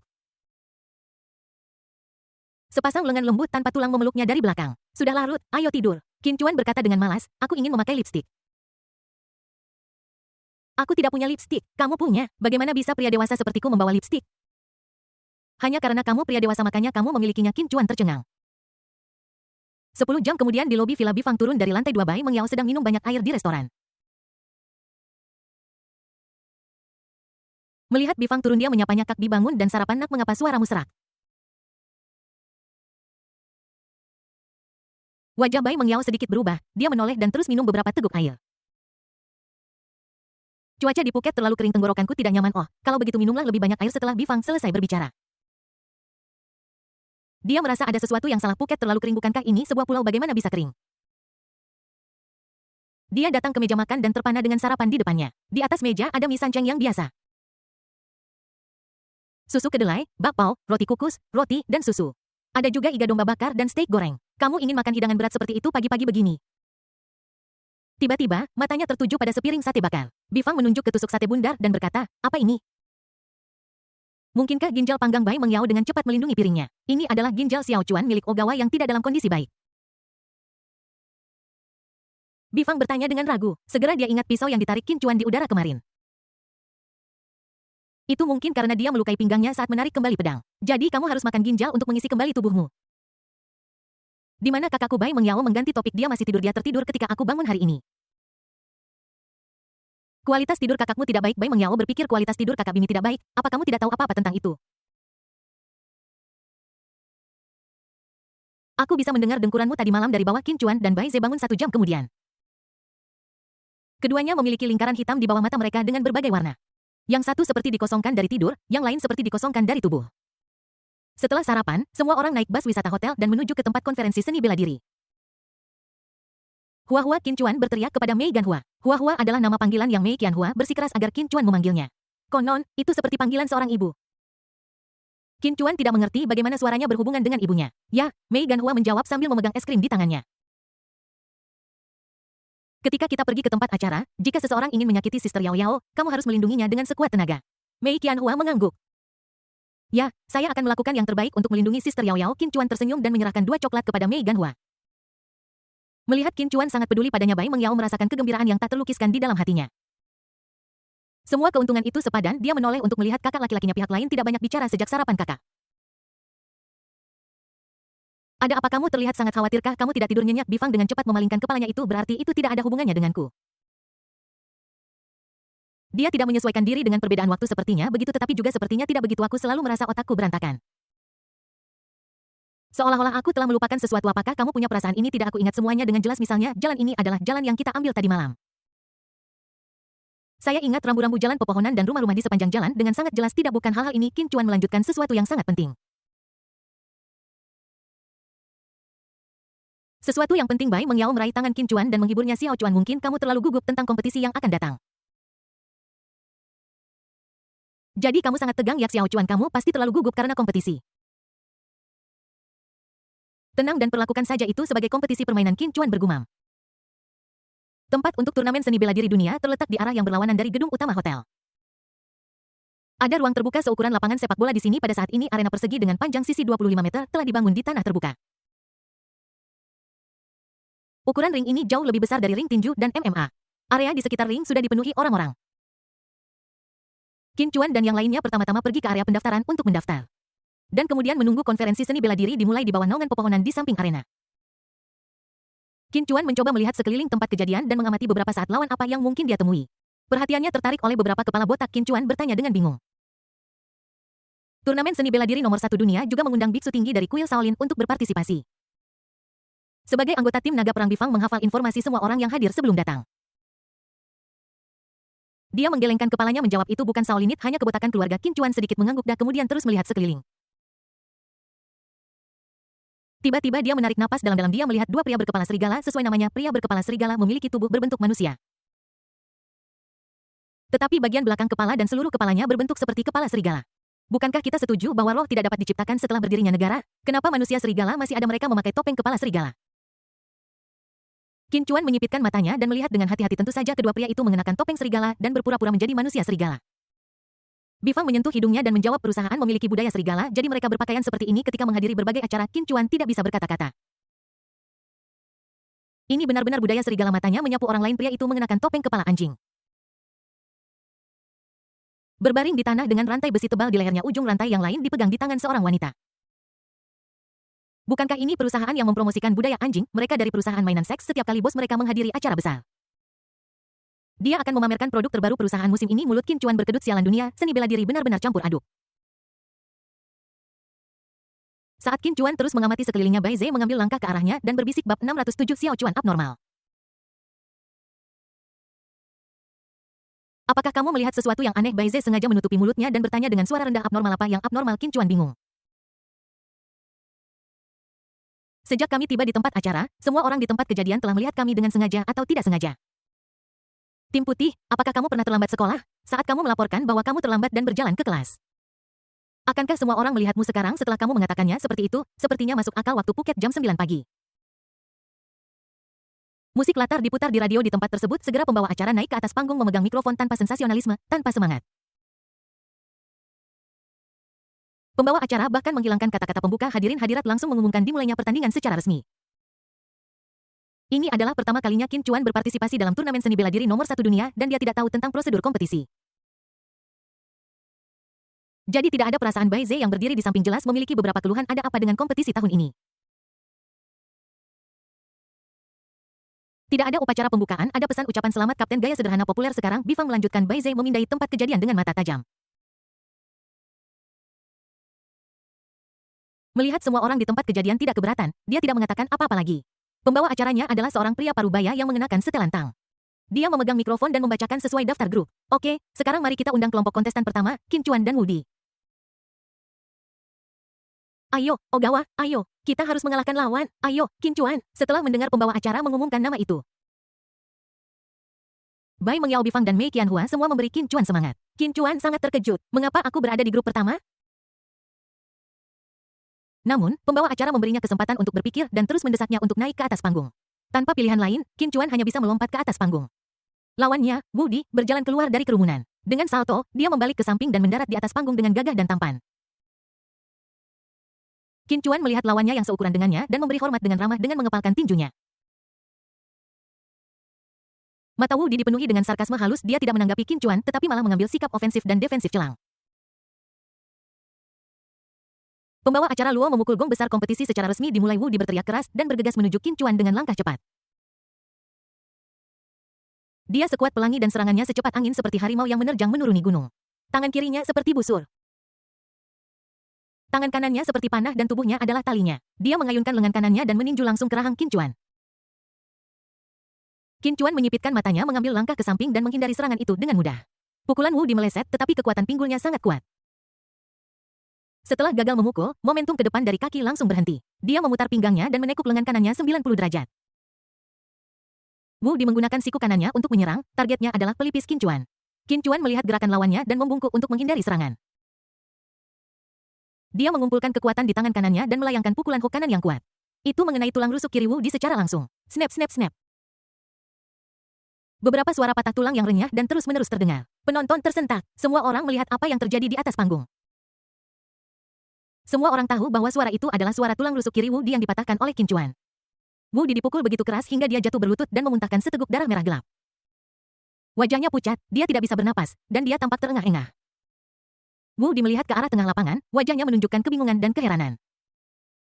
Bai Zai menangkap adegan ini dengan jelas dan cepat memindai seluruh adegan. Mencoba mencari seseorang di lapangan yang melakukan kontak mata dengan Wudi. Apakah kamu baik-baik saja? Qin Chuan merasa sangat menyesal atas serangan yang baru saja dia lakukan. Dia tidak menyangka bahwa dia bisa mematahkan tulang rusuk lawannya hanya dengan pukulan ringan. Qin Chuan mengulurkan tangannya dan ingin menarik Wudi ke atas. Namun Wudi mengangkat kepalanya dan menatap orang lain dengan mata membunuh. Dia menepis tangan Qin Chuan lalu mundur 2 langkah untuk menjaga jarak dari Qin Chuan. Wudi mengulurkan tangan dan menyentuh tubuhnya untuk memastikan sejauh mana luka-lukanya. Matanya fokus dan dia mengepalkan tangan kanannya ke udara. Qin Chuan dengan tajam memperhatikan bahwa pihak lain memiliki belati tambahan di tangannya. Wudi memegang belati itu ke belakang, dengan bilahnya sejajar dengan lengan bawahnya. Kemudian dia menghindar dan pergi ke belakang Qin Chuan dengan ayunan besar lengan kanannya, bilahnya menebas lurus ke arah leher Qin Chuan. Ogawa, berhati-hati. Bai Mengyao berteriak. Qin Chuan membungkuk ke belakang dan memblokir serangan lawan di tenggorokannya. Kemudian dia mengambil 3 langkah mundur untuk menjauhkan diri dari Wudi. Bagaimana dia menyulap pisau itu? Kenapa dia punya senjata? Tidak adil, aku juga mau senjata. Qin Chuan ingin meminta bantuan Bai Zai di antara penonton dan memintanya untuk mendukungnya dengan senjata. Namun, sebelum dia bisa membuka mulut, lawannya menyerang lagi. Wudi membuat tanda silang di udara dengan tangan kanannya dan bergegas menuju Qin Chuan dengan panik. Dia secepat angin dan secepat kilat. Namun di mata Qin Chuan, kecepatan lawannya seolah-olah melambat menjadi 2 kali lipat kecepatannya. Qin Chuan menghindarinya dengan mudah. Tebasan silang Wudi meleset tetapi gerakannya belum selesai. Masih menggunakan kekuatan pinggul, dia menghentikan inersia ke depan. Kemudian dia memegang belati tegak untuk mendapatkan jangkauan serangan maksimum. Kemudian dia berbalik dengan brilian dan menebas ke arah Qin Chuan. Serangan ini ditujukan ke arteri karotis Qin Chuan, sialan setiap gerakan berakibat fatal. Qin Chuan meludah dalam hatinya, dia hanya mengangkat tangannya dan menebas dengan pisau. Mengenai pergelangan tangan Wu Di, dia menjatuhkan belatinya lalu mengangkatnya dan menendangnya. Qin Chuan menendang rahang Wu Di dengan jari-jari kakinya bangkrang. Wu Di jatuh ke tanah dan pingsan meskipun pukulan ini tidak fatal, dagu Wu Di mungkin patah. Qin Chuan tidak mencoba membunuh pria yang mencoba membunuhnya. Leluhur Wu Di membakar banyak dupa di dunia bawah. Pertandingan pertama selesai dalam waktu kurang dari 30 detik. Suasana hening, pembawa acara tertegun sejenak, lalu mengumumkan dengan nada kecewa. Qin Chuan memenangkan pertandingan pertama. Meskipun dia memenangkan pertandingan, Qin Chuan selalu merasa ada sesuatu yang salah. Dia mengerutkan kening dan berjalan meninggalkan panggung, berpikir. Aku perlu meninjau ini dengan Bai Ze dan Bi Fang. Tapi sebelum dia mencapai pinggir lapangan, musik live terdengar lagi dan pembawa acara memegang mikrofon dan berbicara dengan lantang. Hadirin sekalian. Pertandingan kedua dari turnamen seni bela diri No. 1 dunia akan segera dimulai. Dalam pertandingan ini lawannya adalah Lei Ming dan Guo Da. Dan pemenang pertandingan sebelumnya Qin Chuan yang hendak turun dari panggung tercengang. Apa yang terjadi?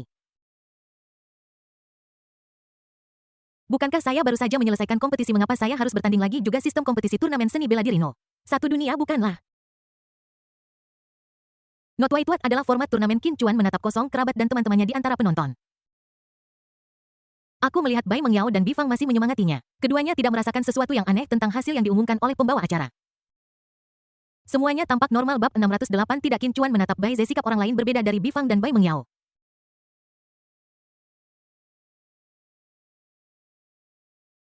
Ada kebingungan di matanya. Keduanya saling memandang dan bisa melihat apa yang dipikirkan yang lain salah-salah. Salah. Qin Chuan memberikan dirinya petunjuk gila di dalam hatinya. Tidak satu pun dari ini yang benar. Turnamen seni bela diri nomor 1 dunia tidak seperti ini. Qin Chuan memberikan dirinya petunjuk psikologis dengan gila. Dia ingin mempertahankan pola pikir dialektis. Kita tidak bisa menerima begitu saja semua yang terjadi sekarang. Celang gong kompetisi langsung berbunyi lagi. Kontestan Qin Chuan, harap segera mengambil posisi Anda. Kompetisi akan segera dimulai. Tuan rumah mendesak Qin Chuan. Lawan-lawannya. Lei Ming dan Guo Da sudah berdiri di tengah lapangan. Lei Ming memegang 2 pedang, masing-masing sekitar 1,5 meter panjang. Dengan bilah tajam dan bilah berkilau, Guo Da menggunakan 2 penggaris besi. Juga dikenal sebagai garpu penahan pensil dengan bagian terpanjang di tengah sekitar 70 cm. Itu adalah senjata umum yang digunakan oleh pelari Yamen dan polisi di Tiongkok kuno. Itu kemudian tersebar dan digunakan sebagai senjata pribadi oleh kura-kura ninja bernama Rafael di Amerika Serikat. Penggaris besi Guo Da berputar cepat di tangannya dan bentuknya menyerupai kura-kura. Qin Chuan mengutuk dalam hati. Sial, jika aku tahu ini sebelumnya, aku juga akan membuat senjata. Andai saja aku punya pisau. Tunggu, pisau. Qin Chuan melihat tangan kanannya. Tidak, bagaimana aku ingat aku punya pisau, tapi di mana pisauku? Tiba-tiba Qin Chuan merasa bahwa dia ditabrak truk besar dan terhempas ke tanah. Kemudian rasa sakit yang menusuk datang menghampiriku. Dia terpaku ke tanah. Saat Qin Chuan menatap telapak tangannya dengan bingung, Guo Da memanfaatkan situasi dan memutar penggaris besi dan melompat ke arahnya. Dia mengarahkan penggaris besinya ke bahu Qin Chuan dan menusuk lurus ke bawah. Batang besi itu menembus bahu Qin Chuan seperti 2 paku yang memakukannya ke tanah. Lei Ming bergegas maju dengan 2 pedang di tangannya, siap menyerang, langsung memotong lengan Qin Chuan. Untungnya, Qin Chuan, yang tidak linglung, sadar kembali. Dia menggunakan kekuatan pinggang dan perutnya untuk memutar tubuh bagian atasnya dan secara paksa menarik dirinya keluar dari tanah. Kemudian dia berguling ke samping, menghindari serangan Lei Ming. Qin Chuan dengan cepat menjauhkan diri dari kedua pria itu dan mengeluarkan penggaris besi di pundaknya. Rasa sakit yang hebat menyebabkan keringat dingin keluar di dahinya, tetapi dia mengertakkan gigi dan menahannya. Saat dia hendak menggunakan penggaris besi yang direbut sebagai senjata, penggaris besi itu menghilang ke udara seperti gelembung hantu. Dan 2 penggaris besi muncul di tangan Guo Da. Apa yang terjadi? Apa triknya? Tanpa memberi Qin Chuan kesempatan untuk berpikir dengan cermat, Guo Da dan Lei Ming memulai putaran serangan berikutnya. Karena cedera bahu, Qin Chuan tidak dapat menggerakkan tangannya dalam jangkauan yang luas. Dia hanya bisa terus menghindar. Jika ini terus berlanjut, aku akan kelelahan sampai mati oleh mereka. Namun sekarang kedua tangan tidak berfungsi. Terlalu sulit untuk hanya mengandalkan keterampilan kaki. Tim Bai, adakah cara untuk memecahkan kebuntuan? Qin Chuan berteriak kepada Bai Ze di luar lapangan. Bai Ze sedikit mengernyit. Lei Ming dan Guo Da sama-sama berasal dari keluarga seni bela diri dan merupakan ahli seni bela diri yang telah menjalani pelatihan keras selama bertahun-tahun. Sepertinya kekuatan mereka berada di atas level 5. Qin Chuan hanyalah seorang trainee yang telah berlatih selama lebih dari setengah tahun. Tidak mungkin baginya untuk mengalahkan lawannya dengan latar belakangnya. Sebuah tanda tanya tiba-tiba muncul di benak Bai Ze. Tunggu, level 5. Bai Ze segera berteriak kepada Qin Chuan, Xiao Chuan, kamu bersembunyi dan bertarung. Cobalah untuk mencari tahu gerakan lawan.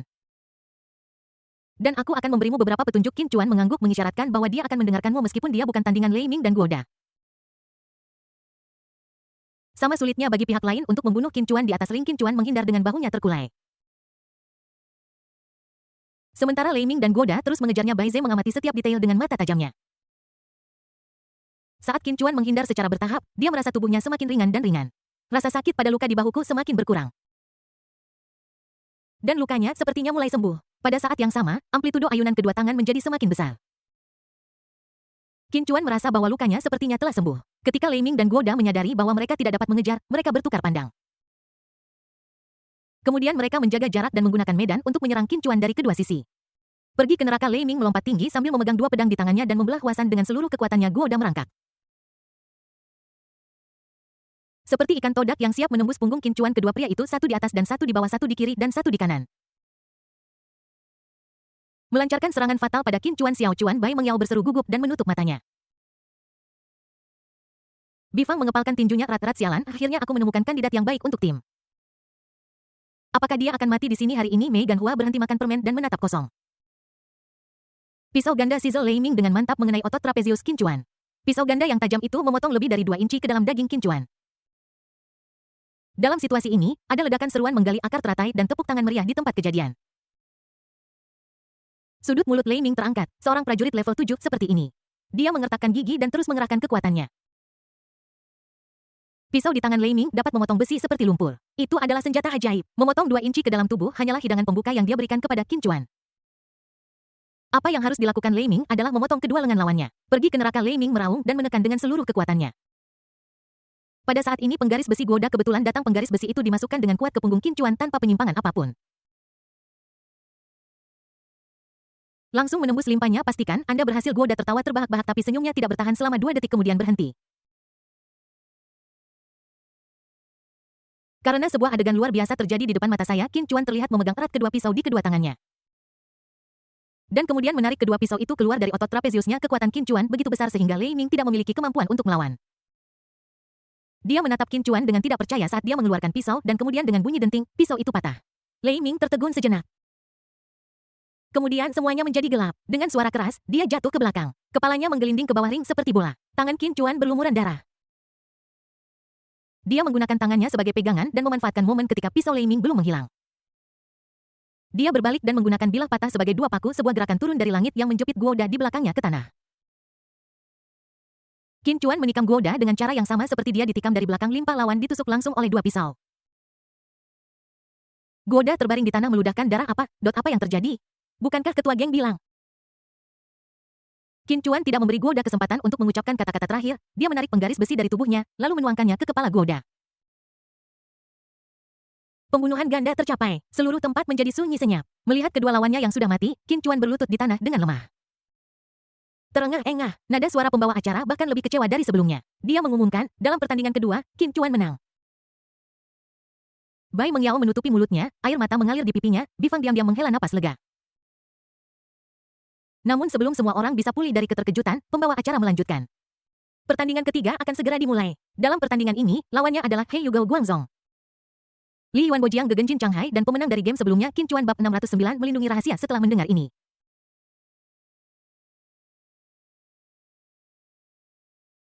Bai Mengyao segera berteriak dengan keras, kami tidak akan bersaing lagi.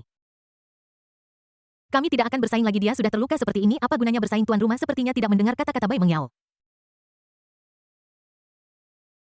Lambaikan tangan Anda untuk memberi isyarat kepada para pemain untuk masuk dan permainan akan segera dimulai. Melihat bahwa berteriak tidak ada gunanya, Bai Mengyao bersiap untuk bergegas ke atas panggung untuk menghentikan pertandingan. Ketika dia meletakkan tangannya di atas ring, sebuah tangan yang kuat terulur dari belakang. Menekan bahunya dan menahan Bai Mengyao. Ini adalah turnamen seni bela diri, tidak boleh gegabah. Bai Mengyao melihat ke belakang dan melihat bahwa orang yang menahannya adalah seorang pemuda dengan tinggi 2 meter. Dengan tubuh besar dan anggota badan yang kuat di atas ring, Qin Chuan masih terengah-engah dengan darah merembes di sekujur tubuhnya. Pakaian olahraga berwarna terang kini berubah menjadi merah tua. He Yugou Guangzong, Li Yuanbojiang, Gegen dan Jin Shanghai di atas panggung saling memandang dengan bingung. Mereka masing-masing mengambil posisinya masing-masing siap dengan senjata di tangan. Beberapa menit yang lalu semua orang melihat apa yang terjadi pada Lei Ming dan Guoda. He Yue berbisik, sialan, tidak bisakah kata-kata pemimpin menghalangi semua rahasia surga? Kenapa dia masih ingat bagaimana bertarung? Gao Guangzong meraba-raba pedang panjang di tangannya dan berbisik. Sepertinya level anak ini di luar jangkauan dari apa yang bisa diintimidasi oleh ketua geng hanya dengan kata-katanya. Wajah Li Yuanbo muram dan dia dengan gugup mengepalkan tongkat panjang di tangannya. Dia menggunakan bahasa kotor untuk meningkatkan semangatnya. Sial. Ketika dia datang ke sini, dia bilang dia berada di puncak level 5, tetapi setelah dia tiba, dia menjadi level awal level 6. Kemarin ketika dia membunuh rubah berekor 9 dan mencari nasihat medis, kekuatannya jelas berada di puncak level 6. Siapa yang memberikan informasi ini? Tidak pernah akurat sekalipun Jiang Gegen meludah sialan, apa maksudmu dengan puncak level 6 bagaimana Sui Sangpiao dan Sui Houzi mati? Apa kau lupa dia mampu mendeteksi anomali di laut bahkan ketika pemimpin berkata demikian? Dan kemudian membunuh mereka dengan satu pukulan menurutku anak ini pasti level 7 Gao Guangzong tercengang level 7 bagaimana mungkin? Prajurit tingkat 7 dapat dihitung dengan 2 tangan, dan dia baru berusia 20 tahun. Seorang prajurit tingkat 7 berusia 20 tahun dapat mengalahkan seluruh negara di Afrika. Wajah Jin Changhai serius, dan dia berkata dengan sungguh-sungguh. Lihatlah seberapa cepat dia pulih. Meskipun dia berlumuran darah, luka dari pisau dan batang besi hampir sembuh. Jika ini bukan level 7, lalu apa itu? 5 orang di atas panggung memandang Qin Chuan dan melihat bahwa luka di tubuhnya sama seperti yang dikatakan Jin Changhai. Luka itu mulai berkeropeng pemulihan ini luar biasa kelima orang itu tidak bisa menahan nafas sial. Saya tidak pulih secepat dia ketika saya berusia 18 tahun, Hei Yue berkata dengan kaget, Jiang Gegen meludah lagi. Enyahlah, sudah seperti ini. Dan kamu masih saja membuat lelucon kotor, balas Hei Yue. Hatimu sialan, semua yang kamu dengar adalah omongan kotor. Keduanya menggunakan hinaan untuk meredakan kecemasan mereka, bagaimana kita bertarung di level 7? Kami berlima semuanya berada di puncak level 5. Kita tidak punya peluang untuk menang. Tangan Li Yuanbo yang memegang tongkat panjang sedikit gemetar. Gao Guangzong menyarankan mengapa tidak mundur selama gunung hijau tetap ada. Tidak akan kekurangan kayu bakar dari 5 orang di tempat kejadian 4 di antaranya ketakutan sebelum pertarungan dimulai. Hanya Jin Changhai yang paling tenang dan dia selalu tetap tenang jadi bagaimana jika dia level 7 anak ini disihir oleh rubah ekor 9. Dan juga disihir oleh dokter sebelum dia meninggal selain itu kata-kata pemimpin selalu benar sekarang kesadarannya kabur dan ingatannya bingung. Kau lihat dia bahkan tidak bisa mengumpulkan energinya menjadi pedang dia pasti berpikir bahwa dia hanya level 4 sekarang sialan. Di level 4, dia mengalahkan bintang Tianyong Xiaodao level puncak 5 hingga babak belur dan membunuh bintang Tianjian Jiu Qiansui dan bintang Tianzui Changming Baisui. Mereka terlalu lemah, kita berlima sekarang, seperti kata pepatah. 3 penjahit lebih baik daripada Zhuge Liang. Aku tidak percaya kita berlima tidak bisa menangani anak ini. Kamu mudah mengatakan itu, lakukan saja. Jin Changhai mendengus dingin, mengeluarkan pistol perak dari belakang, dan menarik pengamannya. Meskipun kekuatan ilahinya telah diblokir, memori ototnya masih ada. Itu adalah memori otot seorang pejuang level 7. Aku pasti tidak akan bisa mengenainya jika aku menembak langsung. Jadi saya perlu Anda menahannya. Tahan dia sebentar saja, saya bisa menembak kepalanya dengan satu tembakan. Ketika 4 orang lainnya melihat Jin Changhai mengeluarkan pistol perak, kekhawatiran mereka sedikit mereda. Pistol perak ini tidak pernah gagal sejak diciptakan. Lebih dari 30 panglima perang di Afrika dikirim untuk bertemu Tuhan dengan pistol perak ini. Tidak peduli seberapa kuat seorang ahli seni bela diri dirimu. Kamu pasti tidak akan mampu menahan senjata panas yang telah diberdayakan oleh kata-kata dan sihir. Mereka berempat perlahan bergerak terpisah dan mengepung Qin Chuan Brothers jika kita bisa membunuh prajurit tingkat ke-7 ini hari ini. Senioritas kita di dunia seni bela diri akan ditingkatkan bunuh dia dan kita akan menjadi paman buyut mulai sekarang. Kita akan dapat meninggalkan nama kita dalam sejarah dunia seni bela diri. Beberapa orang terus-menerus menanamkan dalam diri mereka kehormatan tertinggi yang akan mereka terima setelah sukses ini dapat meredakan rasa takut di hatimu saat ini. Qin Chuan di tengah lapangan mendongak ketika dia melihat beberapa orang lain mengeluarkan senjata. Dia hampir tidak bisa menahannya sialan ini bukan kebajikan bela diri bukankah ini turnamen bela diri bukankah ini tempat untuk kompetisi seni bela diri. Kalian setidaknya harus bertindak lebih realistis namun kali ini Qin Chuan tidak lagi panik atau bingung. Dia memaksa dirinya untuk menekan lekukan ke atas bibirnya Brothers Go for bonus akhir tahun untuk bonus akhir tahun untuk bonus akhir tahun. 4 orang di lapangan mengeluarkan slogan biaya paling sederhana untuk Qin Chuan. Di antara mereka Gao Guangzong dan Jenderal Gegen menyerang 3 rute atas Qin Chuan Hei Yue dan Li Yuanbo menyerang 3 rute bawah Qin Chuan. 4 orang menyerang dari semua sisi tidak peduli bagaimana Qin Chuan terbang naik turun dia harus menerima pukulan dari salah satu dari mereka selain 4 orang. Jin Changhai memegang pistol perak mengarahkannya ke alis Qin Chuan beri dia sedetik saja dan dia bisa mengunci. Hanya menjentikkan jari telunjuk dapat meledakkan kepalanya di mata Jin Changhai hanya headshot yang bisa mengalahkan orang kuat tingkat 7. Jin Changhai tidak meneriakkan slogan seperti 4 orang lainnya. Dia perlahan menenangkan napasnya. Menunggu saat ketika Qin Chuan mengungkapkan kekurangannya. Pengepungan 4 orang akan segera tiba. Tiba-tiba. Qin Chuan mengambil inisiatif dan bergegas menuju salah satu dari mereka. Dia meraih sarung tongkat Li Yuanbo dan pihak lain langsung terpana. Li Yuanbo terkejut. Dia terkejut karena Qin Chuan hanya memegang sarung tongkat dengan satu tangan. Membuatnya tidak berdaya dan tidak bisa bergerak. Setelah meraih sarung tongkat, Qin Chuan mengangkat kakinya dan menendang Li Yuanbo ke udara. Kemudian dia menggenggam tongkat panjang dengan tangan kirinya dan mengambil posisi melempar lembing. Mendesis tongkat panjang itu dilemparkan, menggambar busur sempurna di udara. Sarung tongkat itu menembus jantung Li Yuanbo dan memakukannya di bawah ring. Qin Chuan secara sepihak menyerang Li Yuanbo, meninggalkan celah di belakangnya. He Yue, memegang tombak di tangannya, melompat maju untuk menyerang. Bab 610 lebih baik bagi saudara untuk menderita daripada mengendarai Land Rover bersama. Serangan He Yue hendak mengenai. Qin Chuan menghindarinya dengan mudah dengan bersandar ke samping. Dia menggunakan punggung tangan kanannya sebagai pisau dan memukul dengannya. Dengan pukulan tebasan, tulang belakang leher kelima, keenam, dan ketujuh He Yue terputus. Mata He Yue menjadi gelap, dan dia memasuki tidur nyenyak yang berlangsung selama berabad-abad. Gao Guangzong dan Jenderal Gegen sama-sama memegang pedang besar. Sama seperti membuat sandwich hamburger, Qin Chuan sepertinya akan ditebang dalam detik berikutnya. Tetapi Qin Chuan menghilang dengan kecepatan kilat. Tiba-tiba Jenderal Gao tidak punya siapapun untuk diserang jika mereka tidak menghentikan serangan mereka. Mereka pasti akan mengenai rekan mereka. Kekuatan orang-orang kuat tingkat 5 terlalu lemah. Dan kekuatan pinggang dan perut yang lemah dari keduanya tidak cukup untuk menopang mereka untuk membuat perubahan gerakan dalam waktu 0. 1 detik pada saat kritis, Qin Chuan tiba-tiba muncul dan dia menggerakkan tangan kiri dan kanannya dalam gerakan lambat. Dia meraih Gao dan memegang lengan kedua pria itu untuk menghentikan mereka saling menyerang. Gao Guangzong dan Jiang Gegen menghela napas lega. Terima kasih, kamu sangat baik. Gao Guangzong tersenyum polos. Qin Chuan menatapnya dengan main-main dan berbisik. Sama-sama, jika dia memotongmu, hadiahku akan hilang. Gao Guangzong tertegun. Hadiah apa hadiah? Bahkan sebelum aku bisa bertanya dia meraung kesakitan. Gao Guangzong hanya melihat tulang tangannya dihancurkan oleh Qin Chuan. Tangan kanannya dimulai dari lengannya telah berubah menjadi genangan lumpur. Dia tidak lagi memiliki kekuatan untuk memegang pisau di tangannya dan pisau itu terlepas. Qin Chuan mengambil pedang yang jatuh dengan mantap. Dia meraih pisau, menebasnya ke atas dan kemudian menebasnya ke bawah. Gao Guangzong dan Jiang Gegen mengubah keduanya menjadi 4 bagian. Bang, suara tembakan memekakkan telinga terdengar dari depan Qin Chuan. Jin Changhai memanfaatkan momen ketika Qin Chuan berdiri dan mengayunkan pisau. Tembakan dilepaskan, dan peluru itu diarahkan langsung ke alis Qin Chuan. Saat Jin Changhai menarik pelatuk, pistol itu meletus. Qin Chuan masih berada di depan senjatanya, tapi setelah peluru ditembakkan, Qin Chuan menghilang begitu saja. Peluru ini ditembakkan langsung dari ring ke arah penonton. Tengkorak seorang pria berambut merah kekar yang tampak seperti Li Kui tiba-tiba meledak. Dengan keras, dia jatuh ke tanah rumput. Kata-kata umpatan itu tidak diucapkan oleh Jin Changhai. Tetapi oleh Qin Chuan yang sedang menghindari peluru melihat pria kuat itu jatuh. Qin Chuan sangat marah hingga giginya gatal dan hatinya sakit. Sayang sekali, itulah monster yang ingin saya gunakan untuk meningkatkan level. Qin Chuan sangat marah. Dia muncul di depan Jin Changhai seperti hantu. Kedua pria itu saling berhadapan hanya sejauh kepalan tangan. Mata Qin Chuan tampak seperti dilukis dengan cat emas yang berkilauan. Awalnya dia tidak memiliki apapun di tangannya, tetapi sekarang dia memegang pedang besar dengan api di sekujurnya. Qin Chuan memegang pedang Ming Hong di tangannya dan menusukkannya ke dada Jin Changhai. Ya Tuhan, berkati Star Silver Gunner, senjatamu terlalu lambat. Begitu Qin Chuan selesai berbicara, Jin Changhai langsung jatuh. Hanya dalam setengah menit, kelima master tingkat 5 terbunuh. Penonton terdiam. Cepat, terlalu cepat, sangat cepat. Pada saat ini, Qin Chuan berdiri dengan bangga di tengah lapangan bersandar pada pedang Hong Ming. Matanya setajam obor. Kata-katanya menjadi kenyataan. Pesonanya ajaib dan dia bisa membingungkan serangga beracun.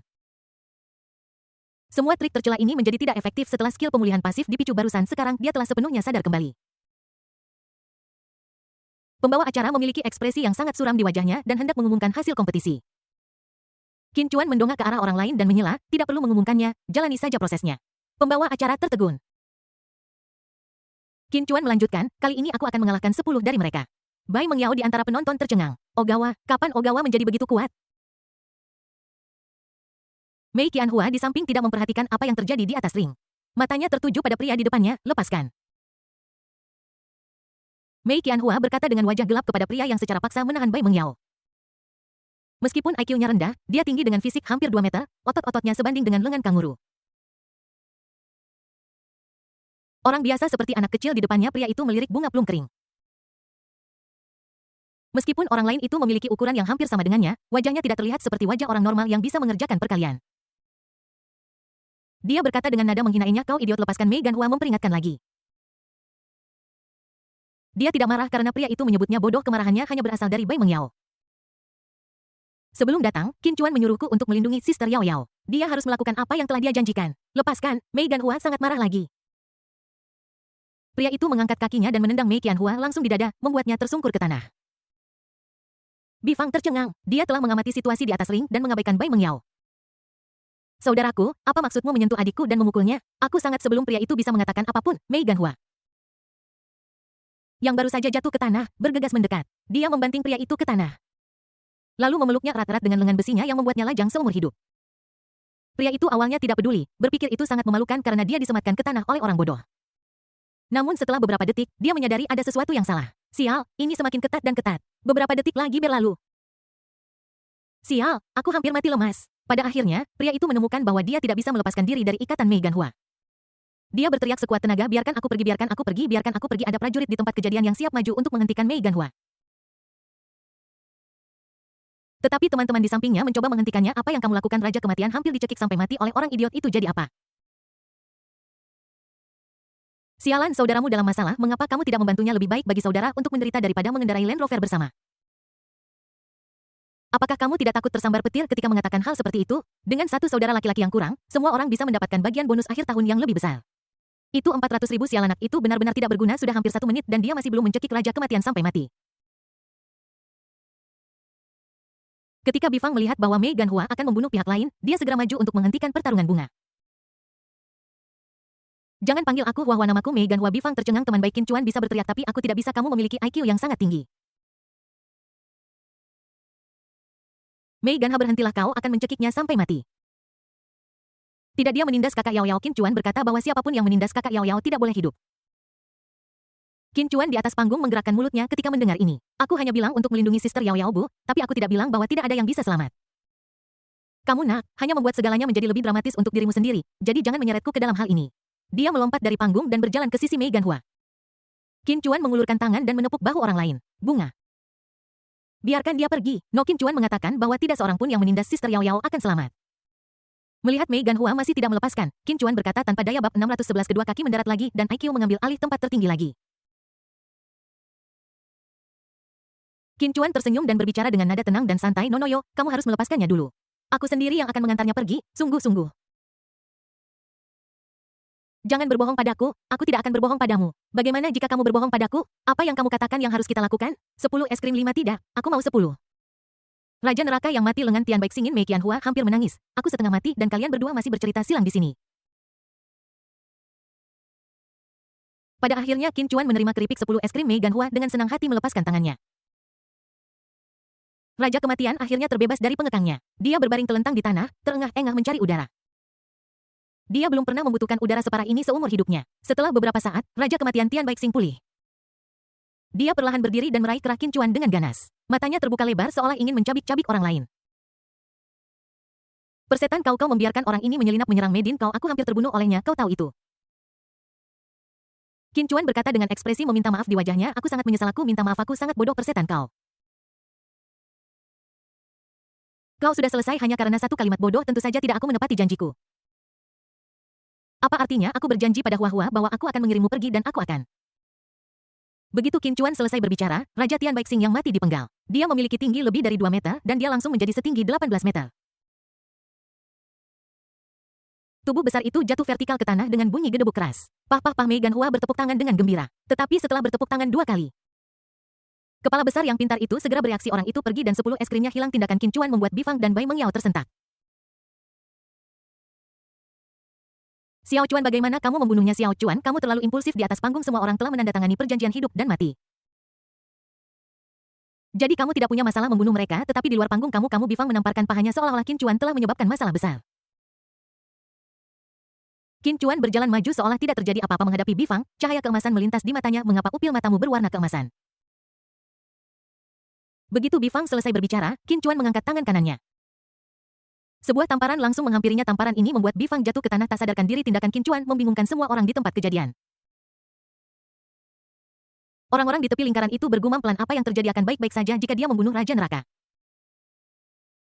Tetapi mengapa dia bahkan memukul bangsanya sendiri? Mungkinkah dia sudah gila? Kata-kata pemimpin sama baiknya dengan tindakannya benar-benar menakjubkan. Jika dia benar-benar menjadi gila, bukankah itu akan memberi kita kesempatan untuk menyerang semua orang berbisik dan mengobrol untuk waktu yang lama? Tidak ada yang mau memimpin. Xiao Chuan, apa yang kamu lakukan? Bai Mengyao berpikir Qin Chuan gila dan haus darah. Qin Chuan mengabaikan Bai Mengyao dan berjalan menuju Bai Ze. Saat ini, Bai Ze sedang berkonsentrasi dan menenangkan pikirannya.